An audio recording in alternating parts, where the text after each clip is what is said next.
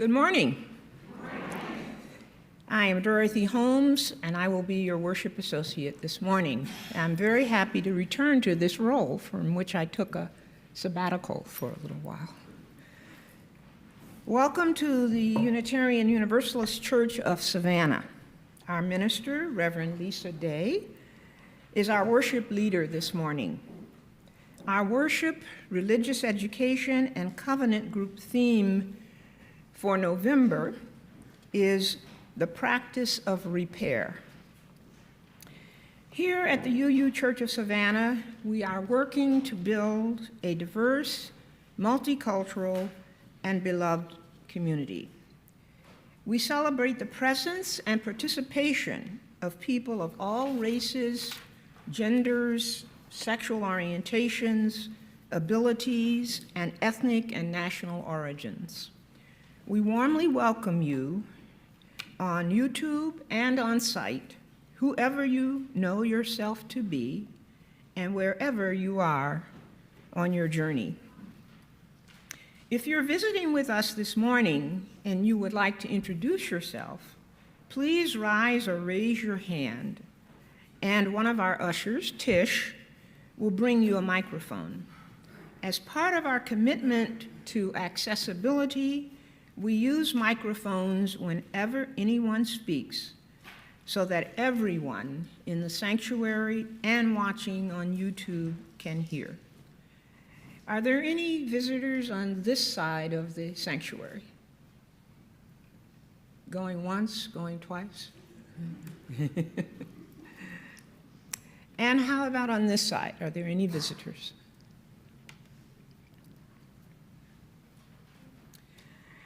For those visitors not identified, if you are looking for a new faith community, we encourage you to visit several times to get a feel for our worship style and our approach to matters of faith and religion. It's good to have you all with us. Please join us in Ron Hall for refreshments following the service. You'll find Ron Hall in the next building by following the crowd through this door over here, or the main doors, or ask the ushers. After the children's story and after the offering, we sing a short response. The lyrics are printed for each in the order of service. There are 2 cards in the pew back in front of you to help us gather information for the good of our community. Use the QR code on the Rainbow Chalice card to sign up for our newsletter and to receive a welcome letter from our minister. Or, if you prefer, you may fill the card out by hand. The card with the red heart and chalice is there to share a joy or sorrow. If you fill out either of these cards, please put it in the collection plate as it comes around. Church announcements are mailed to members and friends on Tuesdays and Fridays. Please check your email for complete details about the following and other announcements. Join us here at UUCS as UUCS hosts the Downtown Interfaith Thanksgiving service on Tuesday, November 26th at 7 p.m. Also, mark your calendars for the Music Mix Christmas concert here in our sanctuary at 3 p.m. on December 15th. Today's flowers were donated by Milne and Tom Cato in gratitude for the joy of celebrating Thanksgiving with family and in memory of those no longer with us. With the lighting of our chalice, symbol of our Unitarian Universalist faith, we enter into sacred time. Our chalice lighter this morning is Judy Saucerman.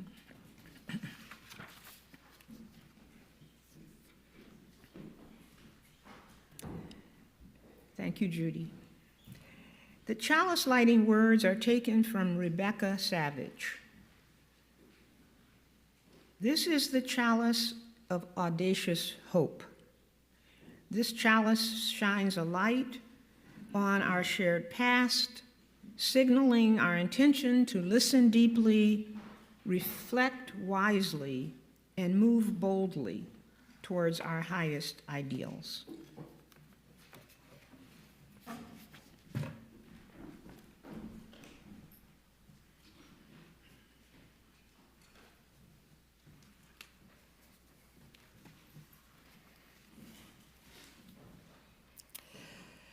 Gratitude can transform common days into Thanksgivings, turn routine jobs into joy, change ordinary opportunities into blessings.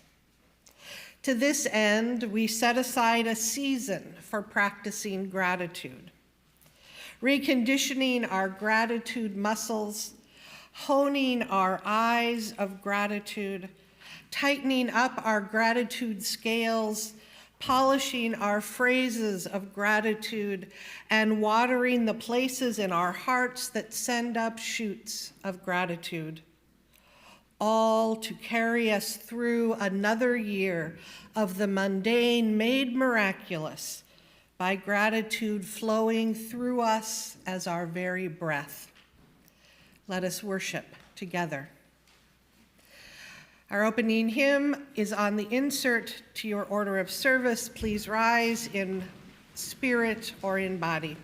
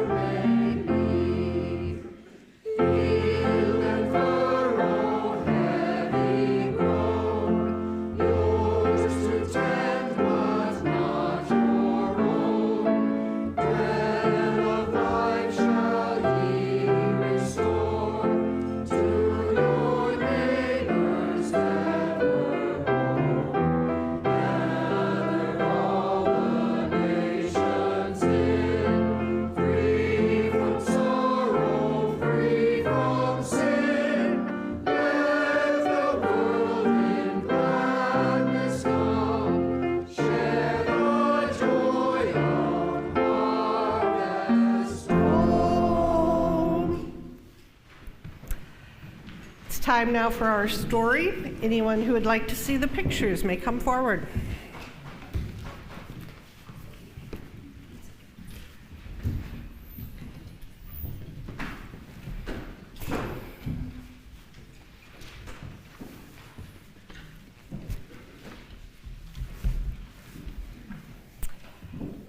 Our story this morning is called Thank You, Sarah.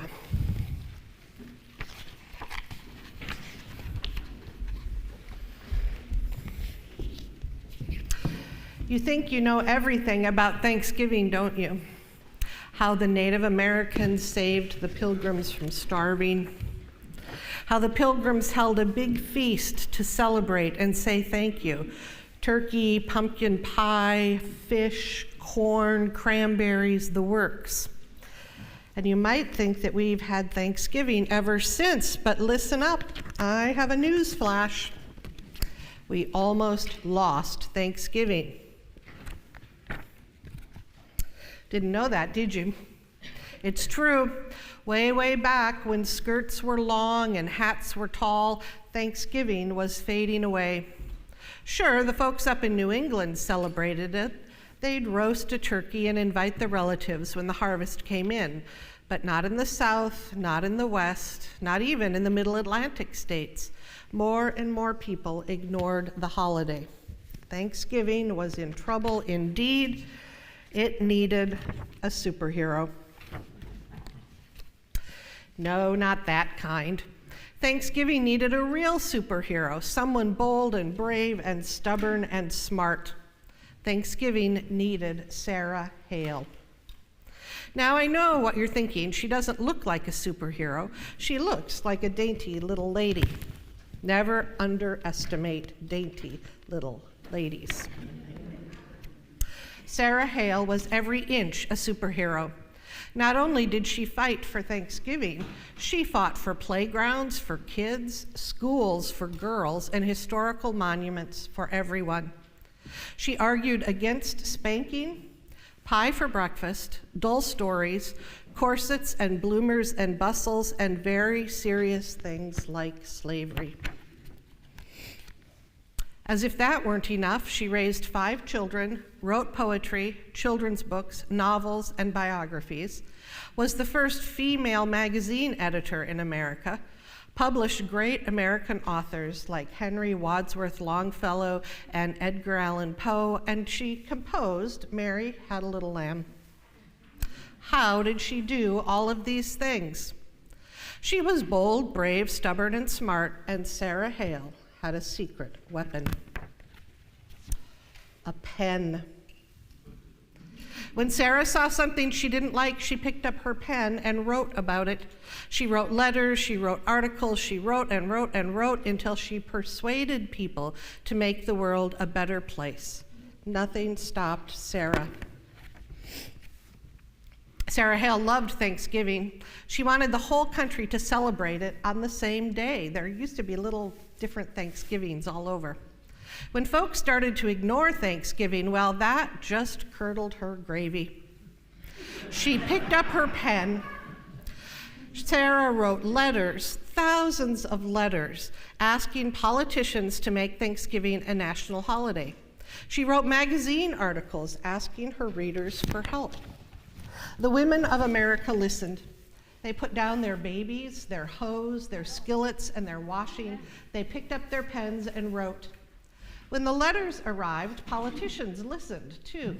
One by one, the states made Thanksgiving a holiday, but that wasn't good enough. Sarah Hale wanted the whole country to celebrate together like a family. She went to the top. She wrote to the president himself, Zachary Taylor. He refused. Did that stop Sarah? No, she waited for the next election and she wrote to the new president, Millard Fillmore, and he said no too. Did that stop Sarah? No. She was bold, brave, stubborn, and smart. She wrote to the next president, Franklin Pierce. Wouldn't a national day of Thanksgiving be wonderful? No, Pierce grumbled. Sarah penned an elegant letter to President James Buchanan. She gave all the reasons why America would be better off if everyone gathered on the 4th Thursday in November to give thanks. President Buchanan disagreed. He had other things on his mind. You can see them up there on top of his mind. Abolition, no slavery, union, states' rights, succession, pro-slavery. Sarah felt like the stuffing had been kicked out of her. Everything was going wrong. America was at war, the North against the South. States that had promised to celebrate Thanksgiving changed their minds. The country was falling apart. It was a bleak and scary time. Did that stop Sarah? No, that's right. Nothing stopped Sarah. Superheroes work the hardest when things get tough. She picked up her mighty pen and wrote another letter, this time to President Abraham Lincoln. America needed Thanksgiving now more than ever. A holiday wouldn't stop the war, but it could bring the country together. She signed the letter, folded it, and slid it into an envelope. She wrote Mr. Lincoln's name and address on the envelope and stuck on a stamp. She mailed the letter. She waited, and then Lincoln said yes. Lincoln said yes. In 1863, President Lincoln made Thanksgiving a national holiday, a day for all Americans to give thanks together. It took Sarah Hale 38 years, thousands of letters, and countless bottles of ink, but she did it. Nothing stopped Sarah. That bold, brave, stubborn, and smart lady saved Thanksgiving for all of us. Thank you, Sarah.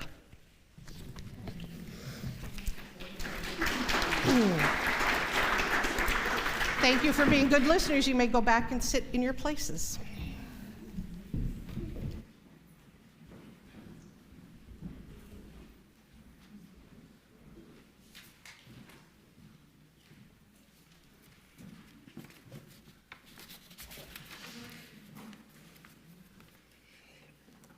And now it's time for the offertory. To donate via debit or credit card, please use the QR code on the back of the order of service, or go to www.savannah.org and click the donate button. Mailed checks are also welcome. As you prepare to give, I ask you to contemplate the following words by Tamsin Greig. I knew a homeless guy who'd give all the copper coins that people gave him to charity. So I think there's something that makes us want to give. For me, it's quite a selfish luxury. You feel enlivened, deepened, and self-nurtured by generosity. Please give as generously as you can to support the good works of this church. Your offerings will now be gratefully received.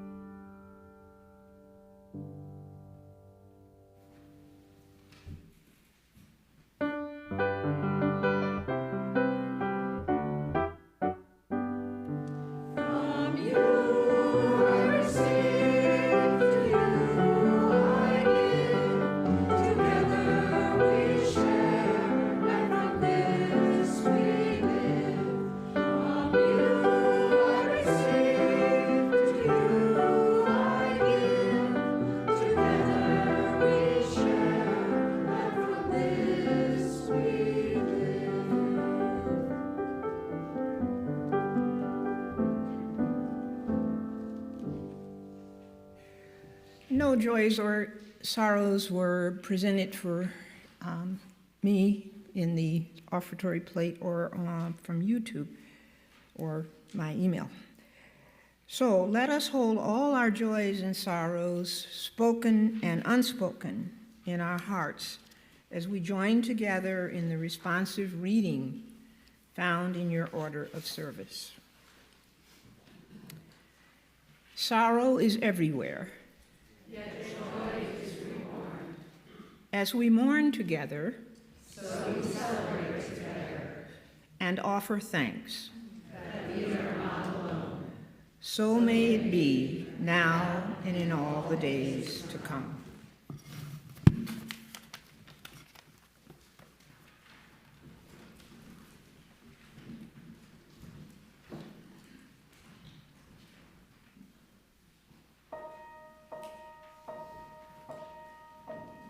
In the quiet, misty morning, when the moon has gone to bed, when the sparrows stop their singing, and the sky is clear and red.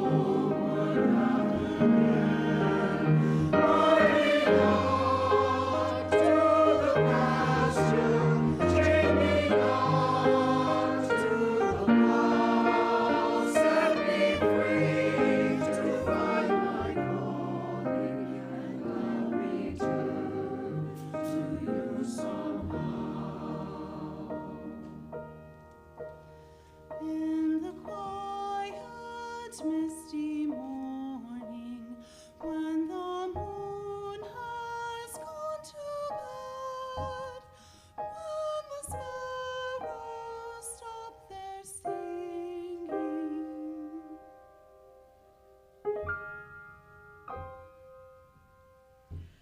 I'll be homeward bound.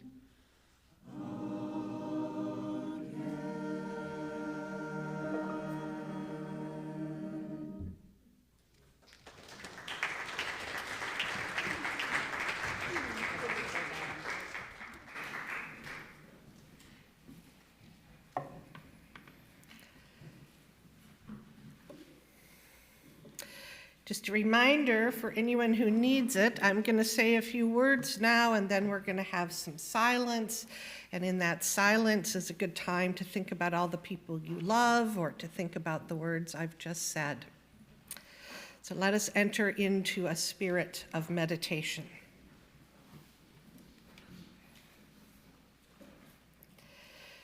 Because the familiar story is legend at best, lie at worst, we temper our thanksgiving with grief, mourning the native lives taken and the ones therefore never begun, since Europeans arrived on this continent and in arrogance and violence began shaping the future and the history of the future at their whim and in their image. Because the familiar story always casts Native lives into the past, we remind ourselves that Native peoples live in our country, in our communities today. Neither characters in a legend nor caricatures of a false narrative. Because the familiar story, though flawed, simplified, incomplete, and false in some of the details, tells of two disparate people coming together in celebration of the care one has shown to the other, we strive to surround our tables with strangers, neighbors, friends as well as family, not just on the holiday, but as often as possible. Because the familiar story ties giving thanks to extreme hardship and near starvation long ago in a territory far from here, we acknowledge that not a few of our neighbors dwell in extreme hardship and hunger today, and that near starvation is endemic in too many places around the world. And because the familiar story ties giving thanks to the survival of extreme hardship and recovery from near starvation, we disrupt the idea that only extravagant and miraculous blessings are worthy of the gesture of thanksgiving. In the silence made holy by our presence in this room and in all the rooms in which we gather now for worship, we offer our thanks for all the lessons of the familiar story, the ones we thought for so long that it taught, and the ones we now know it teaches.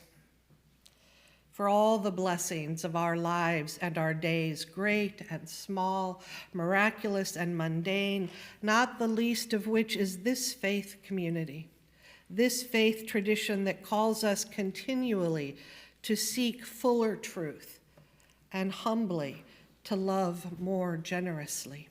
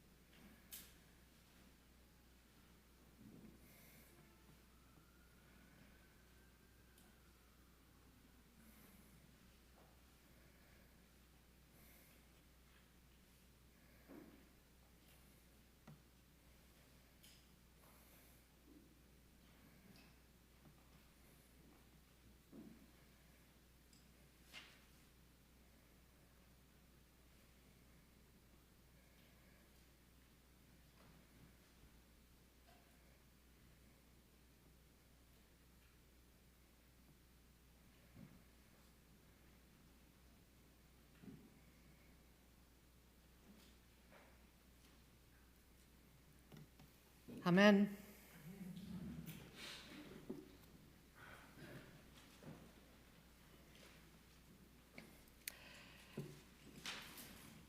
Our reading today comes from Edna St. Vincent Millay, Thanksgiving, 1950. You've heard me read it before. Hard it is this anxious autumn to lift the heavy mind from its dark forebodings, to sit at the bright feast and with ruddy cheer give thanks for the harvest of a troubled year. The clouds move and shift, withdraw to new positions on the hills. The sky above us is a thinning haze, a patch of blue appears. We yearn toward the blue sky as toward the healing of all our ills, but the storm has not gone. The clouds come back. The blue sky turns black, and the muttering thunder suddenly crashes close, and once again flashes of lightning startle the rattling window panes. Then once more pours and splashes down the cold, discouraging rain. Ah, but is it right to feast in a time so solemn? Should we not rather fast and give the day to prayer?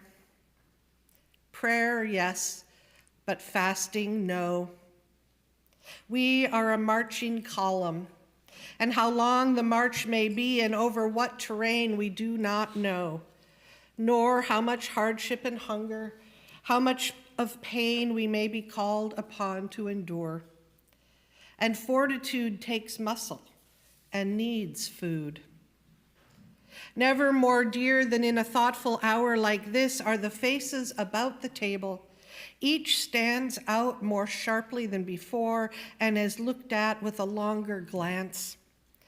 And smiles are deep from behind the eyes and somewhat quizzical lest they go too far in tenderness.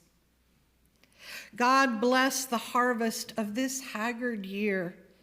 Pity our hearts that did so long for peace. Deal with us kindly. There are many here who love their neighbors, and may their number increase. But cunning and guile persist. Ferocity empowers the lifted arm of the aggressor. The times are bad. Let us give thanks for the courage that was always ours and pray for the wisdom which we never had. This is nothing new, that we should be attacked while we were napping. Is it not always so? And dazed and unprepared start up to act, rubbing our eyes, not knowing where to go. Yet the trained hand does not forget its skill, nor can we lay precision and speed aside.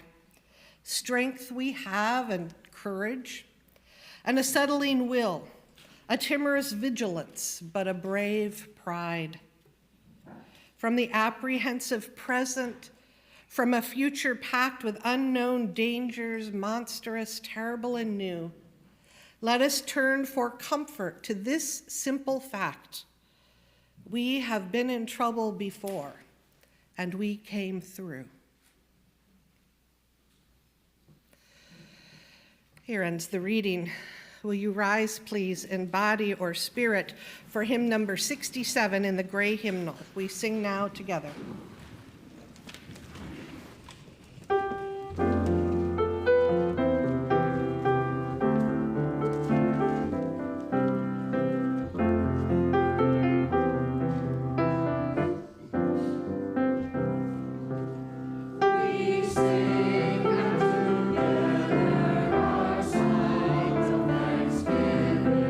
Rejoicing in those which thine ages have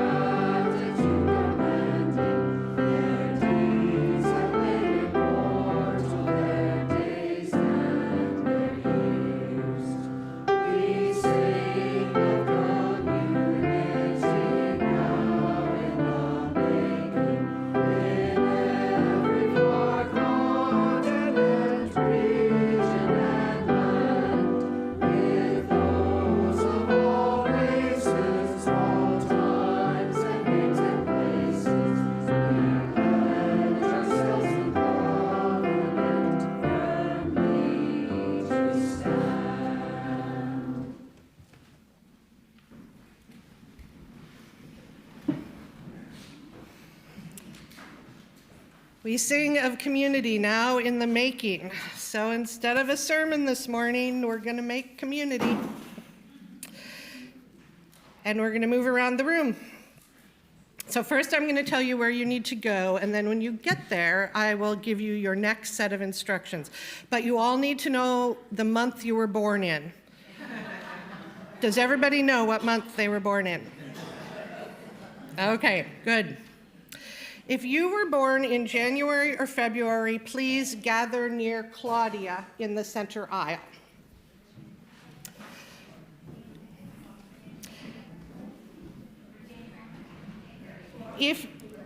Right there. If you were born in March or April, go to that back corner.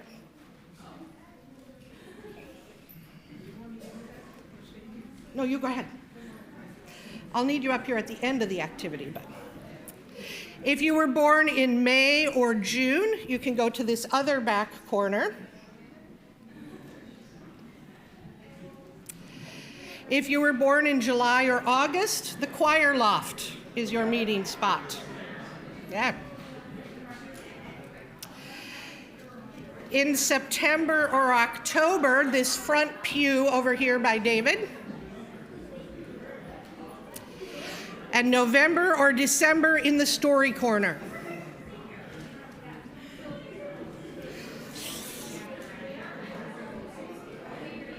I can see we aren't evenly distributed throughout the year, but we'll make our best.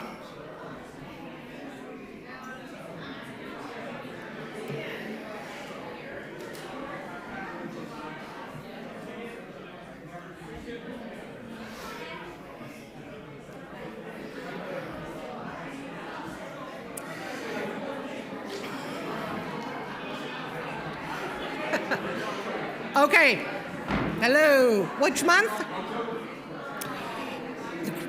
No. October is right there in the front pew. Okay, I need your attention again. You can take a seat now. Some of you will have to sit on the floor if you're able, or perch on the end of the pews, but you're going to be in these groups for a while.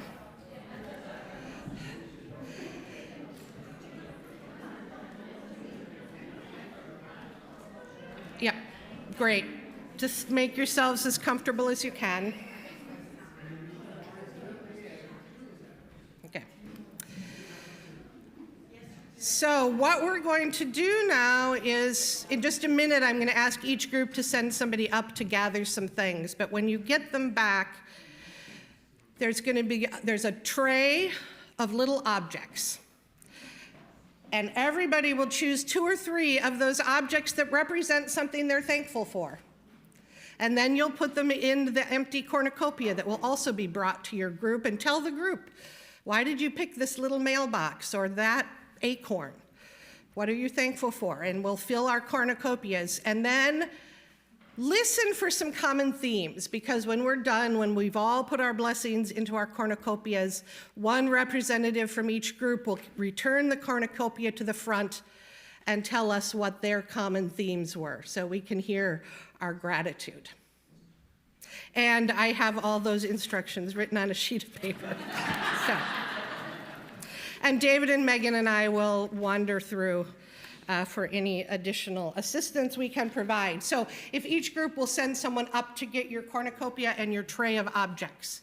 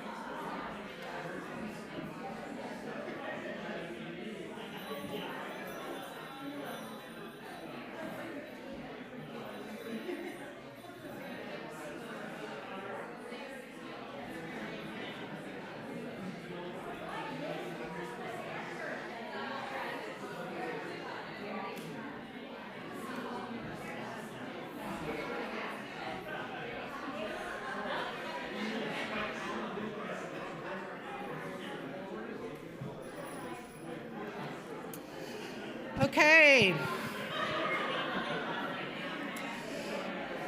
Hello.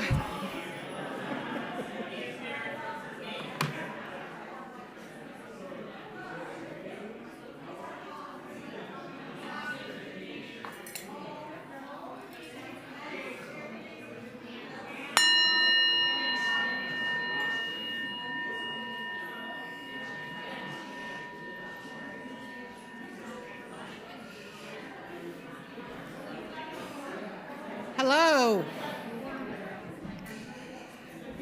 Are all of the groups about ready to report? Okay.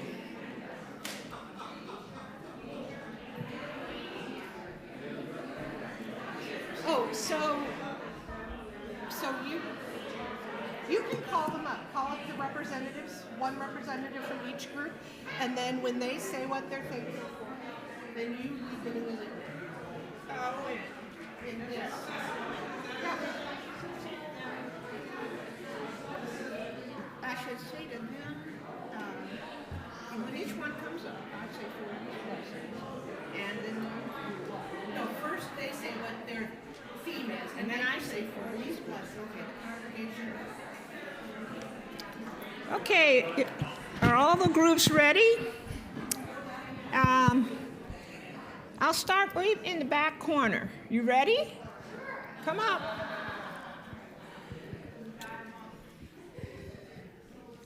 And there will be a response that's printed in your order of service, so follow along.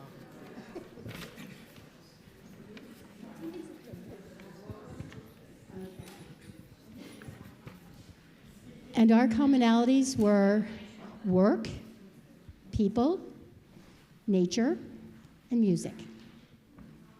And health. Oh, and health, sorry.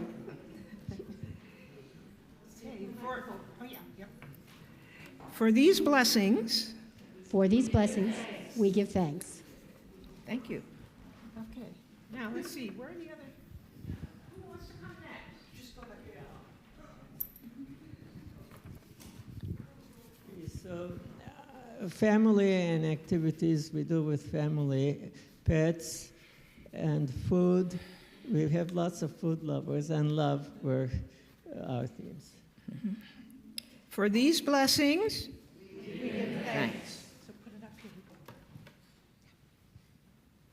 Who should I?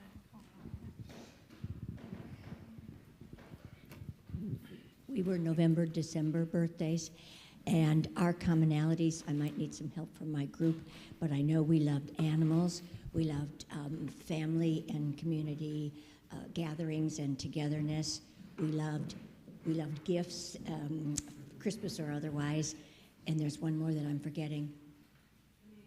Communication, there you go. Okay, thank you, team. For these blessings, Okay, so we were May and June birthdays, and we actually took every item and found something that it represents and to be thankful for. So some of our common themes were building and support, creativity and play, friends and family and important people in our lives, being of service to others, animals and nature. I think that kind of sums it up. for these blessings, we give thanks. we give thanks. Are we the Okay, last one, so- July and August? One more? Okay. So we saved the best for second last. July and August. Uh-oh. Gary's going to take it to a whole new level here. So some of the common themes that we had were community, and we had somebody who chose a shell because that person is grateful for moving to Savannah. We had another person who moved, and they're also grateful for this community, and as well as the community they left back in New Jersey. We had a couple of nuts because we're pretty grateful that we're all kind of nutty in our group. We also had a crayon for some creativity, I think was another one. What am I missing? Oh, music, absolutely. How could I forget that, being in the choir? Forget that. So for all these blessings, We give thanks. Yes, it's all a matter of opinion, isn't it? We're from the January-February group, And we actually had several different themes, but we did try to narrow it down to three. One is community, the other is family health, and the last one is nature. For these blessings, Blessings.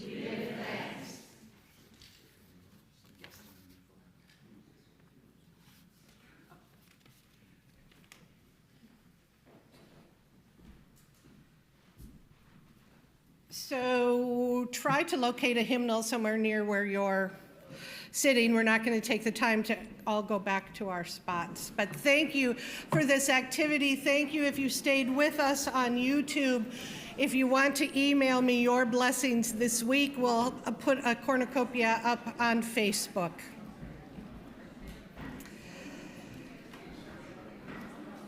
It's the teal hymnal we need. The teal hymnal. 10:10. Please rise in body or in spirit.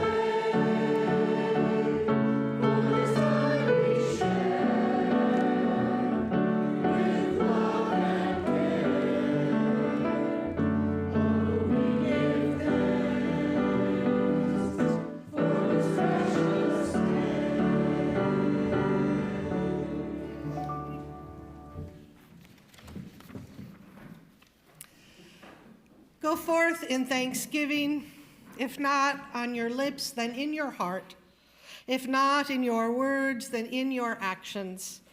If not as a prayer, then as your mission. Amen. Amen.